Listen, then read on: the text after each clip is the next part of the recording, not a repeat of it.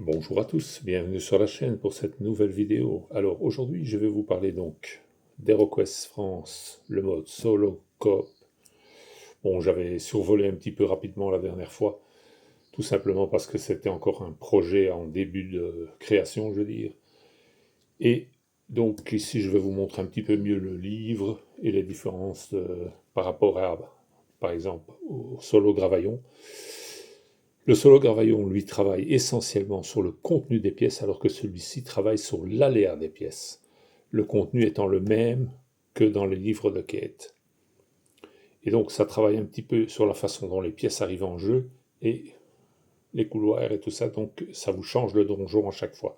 On pourrait facilement faire un mix des deux et jouer le mode Gravaillon avec ce système-ci pour la mise en place du donjon. Ce serait vraiment aléatoire et vraiment marrant une fois d'essayer cette affaire-là, mais bon, encore faut-il d'abord faire le jeu avant d'essayer quoi que ce soit. Alors, le jeu lui-même. Donc, vous avez bien entendu tout le plateau de jeu HeroQuest qui est repris, mais en morceaux, qui vient aléatoirement s'installer devant vous pendant la partie, et le contenu des pièces est identique, donc comme je vous dis, aux quêtes que vous êtes en train de faire. Ce qui veut dire que, indépendamment, comme il est là, vous pouvez jouer n'importe quelle partie d'HeroQuest qui est sur le plateau principal. Je parle bien sur le plateau principal d'HeroQuest, hein, pas dans les ogres, par exemple, l'espèce d'arène, là, bon, ça c'est pas repris, ou dans Première Lueur, le plateau arrière avec l'autre décor, donc qui n'a rien à voir avec le plateau de base d'HeroQuest, ça n'est pas repris bien sûr. Hein, c'est uniquement le plateau de base qui a été découpé et qui revient aléatoirement, mais vous allez voir, c'est un système très bien fait. C'est très intéressant, en même temps ça change énormément le jeu, ça donne du suspense et ça vous laisse un peu deviner ce qui pourrait ou pas vous arriver. Il y a un très bon système aussi pour détecter les pièges et les portes secrètes et tout qui fonctionne avec les points de corps et les points d'esprit. Donc les points d'esprit fonctionnent là-dedans, ça sert à quelque chose au moins. Vous allez voir, c'est bien pensé, plus vous êtes blessé, plus vous êtes affaibli et plus vous avez de chances de vous prendre les oubliettes et tout ce qui s'ensuit parce que tout simplement vous n'avez plus la force de les détecter, vous êtes fatigué.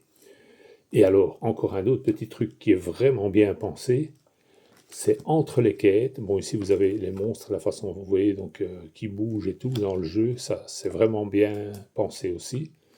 Mais au-delà de ça, vous avez entre les quêtes, voilà, vous avez des petites choses qui vous arrivent entre les quêtes en fonction de, individuellement par héros donc, parce qu'ils ne sont pas forcément ensemble entre les quêtes. Il peut vous arriver même de vous faire voler des artefacts et des histoires comme ça. C'est vraiment un petit truc en plus, c'est un petit rajout qui pourrait même être utilisé avec le système Gravaillon ou même le système HeroQuest classique. Donc c'est vraiment un truc intéressant et en même temps vous avez en plus, donc ça c'est là entre les quêtes, pardon, je me trompais de page, voilà. Et en plus vous avez à la fin un système d'événements aléatoires, une centaine d'événements aléatoires divisés plus ou moins en trois. Vous avez du facile, du difficile et du neutre. Donc quand je dis du facile, vous avez des trucs plutôt à votre avantage, à votre désavantage et des choses un peu neutres, mais qui donnent un peu de fantaisie au jeu, qui rajoutent un petit plus qui manquait vraiment et qui corse quand même l'affaire. Hein. Il faut quand même être assez fort. Donc, vous voyez, c'est un beau supplément qui peut servir indépendamment, donc se jouer seul, se jouer accompagné du jeu de base normal, je veux dire de la règle normale de jeu avec un maître de jeu, qui peut encore même s'additionner avec le mode Gravaillon. C'est vraiment bien foutu et c'est pour ça que je l'ai téléchargé. Alors, comme je vous avais montré, vous avez juste les cartes avec les salles et les couloirs donc, qui viennent aléatoirement devant vous pendant la partie. Et c'est cette partie couloir qui m'avait posé problème puisque mon imprimante avait des problèmes, c'est le cas de le dire, d'impression. Je n'arrivais pas à avoir la bonne dimension pour les salles. Elles restaient plus petites que nécessaire, donc ça n'allait pas. Et donc j'ai au final décidé, je me suis dit, quitte à faire des jetons de jeu, pourquoi pas faire un plateau de jeu, c'est pas beaucoup plus compliqué, hein, c'est juste un peu plus de boulot. Et donc voici le plateau.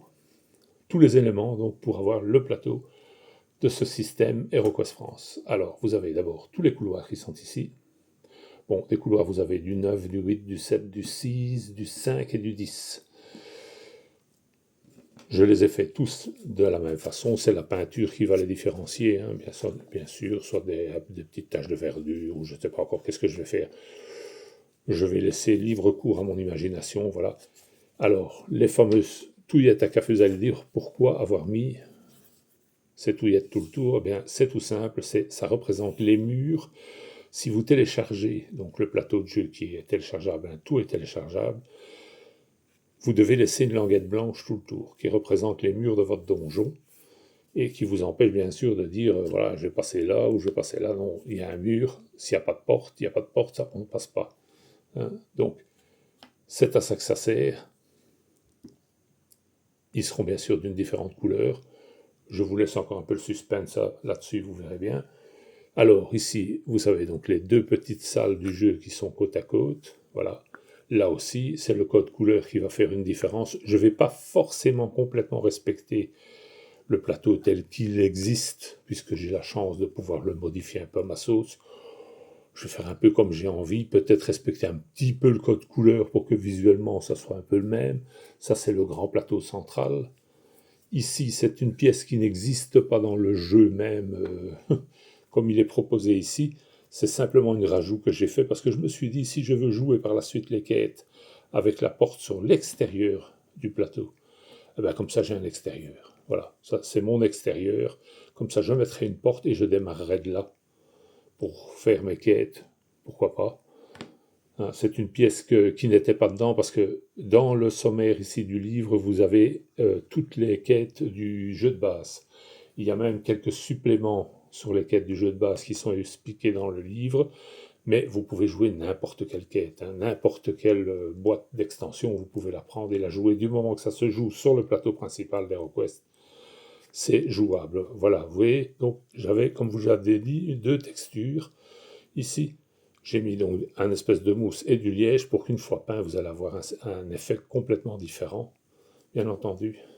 Et je vais jouer sur ces différences. Là, je dois encore faire quelques marbrures, je ne sais pas où, des petits pavements, je ne sais pas comment je vais faire, mais je vais encore tracer dedans donc, pour en modifier la surface. Ici, ça va être liège simple, c'est la couleur qui va différencier la pièce des corridors. Je vais sûrement faire un brossage à sec d'une autre couleur. Alors là, la même chose, je dois dessiner donc le pavement dedans. Ici, c'est déjà une texture différente, donc ça va déjà donner un effet différent, mais peut-être je vais rajouter un motif, je ne sais pas encore. Ici, c'est du carton ondulé. Vous voyez, je me suis amusé à faire des croisillons dans certains pour déjà obtenir un effet visuel différent. La même chose, donc, mousse normale, damier, et ici, de nouveau, voilà, mis différemment, vous voyez, pour obtenir une texture différente. Voilà, comme ça vous avez un petit aperçu des différents plateaux, donc. Il y en a 22 au total, et 20 couloirs. Vous voyez, voilà, ça donne des effets visuels évidemment différents. Ici, c'est des petites dalles. Je vais, bien entendu, avec la couleur, je vais pouvoir jouer sur les textures. Voilà, vous avez un damier long, un mousse qui va devoir encore être modifié. Ici, vous voyez, je ne sais pas si ça se voit fort, j'ai essayé un petit visuel léger pour voir ce que ça va donner un brossage à sec. Si ça ne donne pas l'effet escompté, j'essaierai peut-être en faire un damier avec la couleur. Et donc voici encore deux mousses, damier et mousse. Voilà. Alors, bon, vous ne trompez pas quand même. Si vous voulez vous lancer là-dedans, sachez qu'il vous faudra quand même un petit peu de temps devant vous. Parce que bien entendu, pour faire ce type de choses, il faut prendre son temps pour le faire comme il faut. Déjà bien mesurer toutes ces pièces et les faire. Donc, moi j'avais noté sur les pièces, je ne sais pas si vous aviez vu dans l'autre vidéo, ça se voit, j'avais noté les dimensions sur les pièces pour être sûr. Voilà, et j'avais un cahier bien entendu avec les dimensions, tout y est comprise. N'oubliez pas le bord parce qu'il est important dans la confection de vos salles. Hein, vous devez en tenir compte puisque les carrés font 2,5, mais il faut rajouter 1 cm pour les dalles, enfin pour le contour ici. Dans mon cas, tout dépend évidemment de ce que vous mettez sur le bord. Mais sachez qu'il est obligatoire, puisque bien entendu, c'est votre mur, donc c'est ce qui va arrêter votre figurine. Sans porte, elle passe pas, quoi. Voilà, donc vous avez un petit aperçu. Je vais essayer maintenant de m'avancer et de les peindre, au moins une partie déjà, et comme ça vous pourrez voir un petit peu ce que ça donne. Je vais aussi continuer donc de faire mes tracés. Vous voyez, j'ai tracé plus ou moins pour faire un genre de carrelage. Je vois avec la caméra ici, vous voyez, que j'ai fait un petit raté. Mais bon, c'est pas dramatique, mais enfin bon, c'est un petit peu double, je l'avais pas vu. Mais voilà, vous voyez, il y a moyen de faire toutes sortes d'affaires. Bon, c'est pas bien compliqué, c'est plus prendre son temps et le faire à son aise que vraiment compliqué. Hein. C'est pas... Après, c'est de la peinture, bon, ça, je vais bien entendu les sous-coucher à la bombe et puis faire mes brossages à sec et mes différentes choses pour obtenir ce que je veux. Quand le tout sera fait, je vous montrerai donc le tout fini, parce qu'il va aussi avoir des inscriptions à l'arrière pour me faciliter la tâche. Hein. J'ai pas envie de m'amuser à compter à chaque fois combien il y a de tuiles. Je vais noter sûrement sur l'arrière le nombre de cases pour avoir facile. Si je cherche une 8, je sais que c'est 8. Je l'ai déjà fait avec les cartes, parce que pour les couloirs, c'était pas mentionné. J'ai déjà fait donc, hop. Bon, vous voyez, les pièces, c'était pas compliqué parce que c'est noté dessus. La pièce avec le numéro de la pièce. Il y a une référence dans le livre donc au numéro des pièces. Je vais vous montrer ça tout de suite. Voilà, vous voyez, hop, ici, vous avez donc toutes les pièces qui sont référencées avec un numéro. Donc il y a 22 pièces référencées. Donc ça c'est facile. Les pièces, il n'y a pas de souci en elles-mêmes. Du moment que vous avez le numéro sur l'arrière de la pièce, c'est bon. Même si vous ne l'avez pas fait identique, du moment que le damier est identique, la couleur et tout ça, ça n'a pas d'importance. Hein.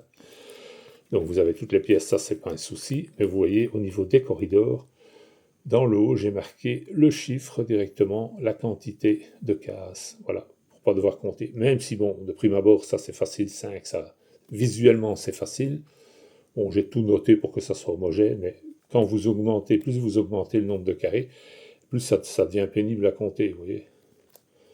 Voilà, il faut vraiment faire attention pour pouvoir dire, voilà, vous voyez, vous tombez là-dessus, il faut commencer à compter et tout. Non, vous regardez, c'est 8, voilà. C'est tout, c'est pas plus compliqué que ça. Ici, c'est 9. Voilà. Et donc, vous voyez, tout ceci va être noté sur l'arrière des pièces pour avoir une facilité déjà pendant le jeu. Pas commencer à chercher, c'est un couloir de ci, c'est un couloir de là. Non, vous ne devez pas vous casser la nénette, comme dirait l'autre. Vous cherchez directement le numéro correspondant et basta. Mais voilà. Donc, comme ça, vous avez un aperçu de l'avancement. Je reviendrai de toute façon vers vous dès que j'aurai terminé donc mes peintures. J'attends encore des petites choses que j'avais commandées.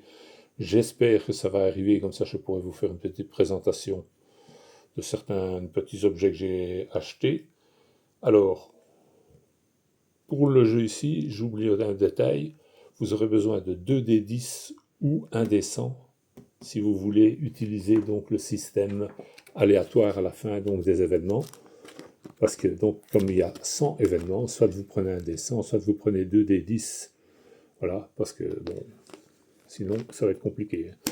Voilà, donc ça je le précise quand même, si vous voulez le faire, il faut y penser également. Voilà, je crois que j'ai tout dit, je vais donc essayer de prendre le temps de peindre ça le plus rapidement possible, comme ça je pourrai vous montrer un petit peu les ébauches, je vous laisse un peu découvrir les couleurs et tout que je vais mettre, parce que ce ne sera pas forcément, je vous dis, comme le livre, je vais juste coller les pièces correspondantes, un chiffre derrière pour être sûr de les retrouver. Et certaines pièces comme la grande ici, bon, on ne sait pas se tromper, mais pour d'autres pièces, ce serait quand même plus pratique d'avoir le numéro pour être sûr de la pièce, de prendre la bonne, comme dirait l'autre, mais à part ça, ça devrait aller assez facilement.